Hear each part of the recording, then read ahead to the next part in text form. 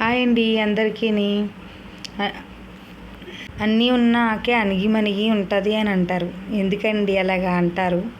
ఎందుకంటే ఆ ఆకు నిండగా అన్ని రకాల భోజనం పెట్టారు కాబట్టి అణిగిమణిగి ఉంటుందండి. చూడండి ఎంత నిండుగా ఉందో ప్లేటు. అన్నీ పెట్టాం కాబట్టి అణిగిమణిగి ఉంటుంది. ఏమీ పెట్టలే నాకు ఎగిరెగిరి పడుతుందంటే ఎందుకు పడుతుందండి? పడకుండా ఉంటుంది. ఏమీ పెట్టలేదు కాబట్టి ఆ ఆకు ఎగిరెగిరి పడుతుంది.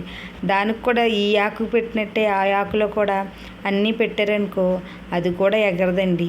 అది కూడా చక్కగా కూర్చొని ఉంటుంది. అందుకని ఎప్పుడైనా సరే అన్నీ ఉన్న ఆకు అణిగిమణిగి ఉంటుంది, ఏమీ లేని ఆకు ఎగిరెగిరి పడుతుంది అని ఎప్పుడూ అనకూడదండి. చూస్తే రెండు ఒకేలాగా చూడాలి, సమానంగా చూడాలి. Bye bye, see you, Tata.